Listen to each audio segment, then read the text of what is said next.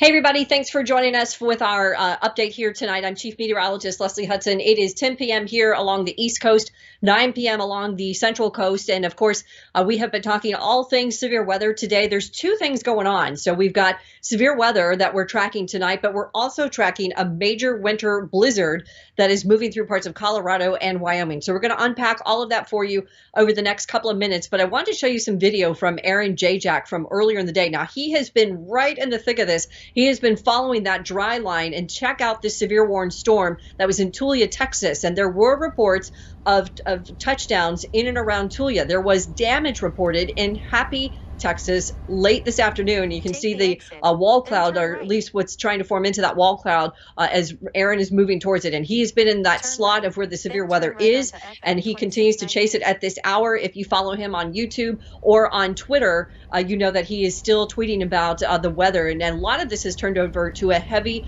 rain and severe thunderstorm event. So let's go back and look at the the live radars across the area that we're concerned with. So we've got 5 radars up, and I'm going to take a look here, and we'll kind of zoom in to a few of these areas. Now, at one point when this was right over dead center over Lubbock, Texas, there was about 7 severe weather tornado warnings at one time, and there have been multiple reports and multiple damage reports from this area. But as we zoom in just a little bit closer, you can see that there is still a severe thunderstorm watch. I'm actually going to go in just a little bit tighter because there was a tornado warning right on the Oklahoma Texas border line, but that looks like that has dropped. And so we're just dealing with that severe thunderstorm that you can see that's pretty impressive there, that takes up 3 counties that's east of Amarillo, Texas. So that's going to be an area tonight. We were telling everybody all day today, and if you've been watching our streamers, that you know that the area east of I-27 has been where most of that severe weather is. Let me zoom back in there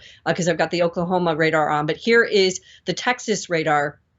And at one point we did see several couplets here with these cells. Of some of these have weakened just a bit, so that is also welcome news. But don't put your guard down, you guys. You've got to remember there is still severe weather risk. I'm going to actually kind of go around here and do a quick little look. So let me switch this over, and we'll take a look and just kind of scan around and see if we see anything going on. But at least in these last couple of hours or so, that we've seen a little bit of the weather getting a little bit better and a little less intense. But again, through tonight, there are tornado watches up, and several tornado warnings have also been issued. So actually, I'm having a hard time with this. Oh, there we go. So we can scoot over here and see if there's anything going on with our 5 radars. And I'm just going to kind of scan around. And as we scan around, you'll see the radar, the sweep line change over as I switch to these different sites. But I must have one further south over here. I know I've got a couple in Texas, and we've got a couple in Oklahoma. There's a couple of watches down there.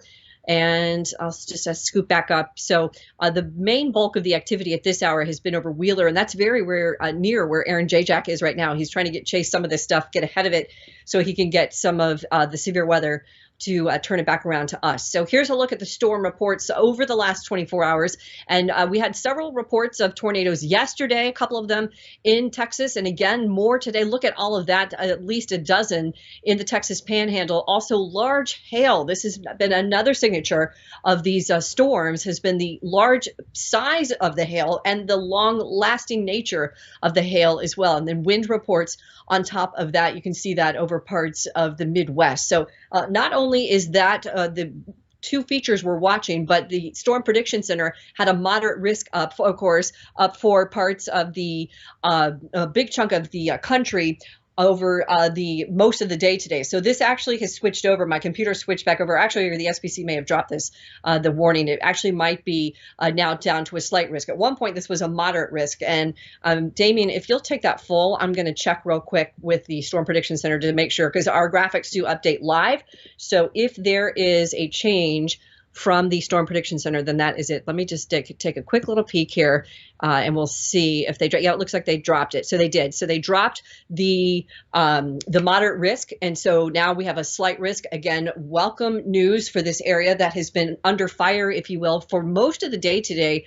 Started late yesterday. We talked about this, how it was going to be east of I-27. And then again, today we really saw those storms line up ahead of that dry line. And as everything tracks towards the east, we're still going to have that risk. So what you see over there on that legend was from when we were under that moderate risk, but now just a slight risk for the remainder of tonight. And then tomorrow, there will also be the potential for some severe weather. So here's a look at the SAT-RAD. This kind of shows the beginnings of all the severe weather. Look at that line just fired. And as we head into these last few frames, you'll see that in very, very impressive squall line. Kind of breaks off into two components there.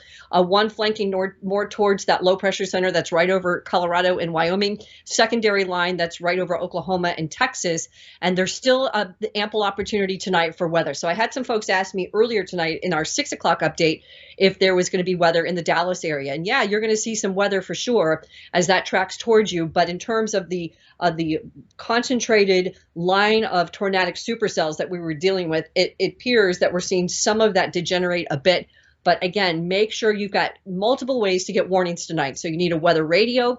You need to have your app turned on with notifications. So if you're asleep, obviously, there's a tornado warning issued, your weather radio will go off, or you'll get a notification on your phone that you have imminent danger headed your way. So please make sure you do that. And don't forget, you guys, you're also losing an hour of sleep tonight at 2 a.m. when we spring forward. So there will be a lot of red eyes tomorrow across the Central Plains. A lot of folks will be up tracking this. But of course, you're also losing that hour of sleep. So make sure you've got all of your warnings ready to roll, and you can make a plan quickly. And as we look at the future cast by tomorrow, look at that swath. So again, as I mentioned at the top here, 2 prongs. One, the severe weather we've been tracking, but 2, this blizzard. So the snow has already started in Colorado and Wyoming. Some of the totals from the National Weather Service in Cheyenne came out tonight at about 30 to 36 inches of snow in just about 2 days. So if they get past 24.5 inches or in that range, they will break their record. And the Weather Service and most of the modeling does say that will happen. So an all-time new snow record in just a few days set to be broken by tomorrow or into Monday as that blizzard moves over parts of Wyoming and Colorado. So if you are in that area of the country and you're getting the winter side of this storm, I hope you have your preps ready. It is going to be absolutely ridiculously hard to drive in that tomorrow. Of course, you're urged off blizzards and really, really difficult with that heavy pounding snow and power outages. So we are expecting to see some of this be a factor. I did check before we went live. So there have been some power outages in Texas, and there's been a few in Oklahoma as well. So the potential there is for that severe weather to create some of these power outages as we head through the rest of tonight and into tomorrow. So here's a look at the satellite, and you can again see the composite of the radar and the cloud imagery. Again, very impressive low pressure center rides along this kind of stalled front that you can kind of see elongates from the Midwest through the central part of the country. This low pressure center, the driving force, and this dry line that's used presentation on radar and on satellite as I've watched it today. So here's a look at the weather threats through the next couple of days or so. Again, snow for our friends in the Dakotas, Nebraska, Wyoming, Colorado, and then ahead of that is the heavy rain threat through the Central Plains into the Midwest as we get into the second half of the weekend. So tomorrow and into next week, by the way, we could see this system potentially be another severe weather event for the Southeast. Still way too early. You may have seen some of rumblings on that on social media, but keep in mind that we are in a time of year where severe weather is more common, and it actually is common in that area. So we'll keep you updated on that, let you know how that's all going to play out. But for now, again, our 2 main systems are these severe storms and the winter weather. So there's the look at the risk in terms of the winter storm severity index. So we're talking at an extreme or a high risk for those areas. I've already talked about that in Wyoming. If they get 3 feet of snow in just 2 days, that means folks were not going anywhere for multiple days. I know these folks know the drill, but this is unusual, this level of snow in such a short period of time. So hopefully folks will be ready to get what is coming, because again, it's going to be an overnight event with the snow, and that lasts all the day tomorrow. So here's a look at our forecast. And you can see the low pressure center as it pushes towards the east, all that snow wrapping around behind it, squall line ahead of it, with the storms and possibly more tornadoes tomorrow as well. Make sure you keep your eye to the sky and you've got your plans in place as we track this system. And I do have a look at the snow model in here as well, because some people were asking me at 6 o'clock, how much snow are they going to get? Because again, it's pretty big news out there. And this is cumulatively from right now. So you have to remember there's already been about 6, 7, 8 inches in some of these pockets in that area shaded. That's over Colorado and Wyoming, a little bit of Nebraska. So another 2 feet possible in these next 24 hours. That model says till Tuesday, but I just ran it further than really when the snow is going to be an issue, because I just wanted to see if it was going to change anything, and it didn't. But at least through these next 36 hours, we are talking about a lot of snow on top of that severe weather risk. So let me show the radar one more time, and then we'll take this live stream down. I'm just going to do want to get on here and do a quick update and let you know that, again, we're keeping an eye on this. We have all day. Damian McFarland is driving the buttons there back in the Orlando studio. I appreciate him staying up late and doing this. We've been up very early since very early this morning watching this for you guys. So there's one more look at the 5 radars, and again through the Texas Panhandle on the on the east side of the Panhandle is where most of that intense weather is right now. I'll do a quick zoom in here. We have several severe thunderstorm warnings ongoing right now, and we'll continue to keep an eye on that. There is a fair amount of hail in this. I already know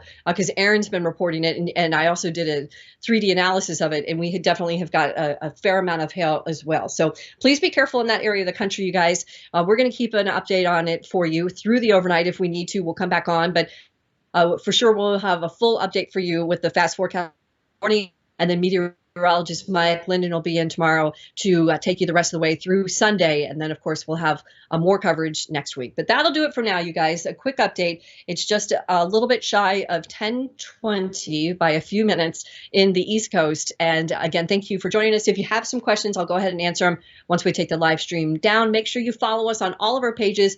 If you're not following us on Twitter, but you're following us on Facebook, make sure you go over to Twitter and do a follow there. We'd really appreciate it. Or Instagram. Same thing for YouTube. Make sure you like our videos because that helps the algorithm for us as well to get more discoverability. So we would really appreciate that. Okay, I think that's it, you guys. Thanks again for stopping by, and we will have much more for you throughout this weekend. For now, I am Chief Meteorologist Leslie Hudson for MyRadar. Stay safe.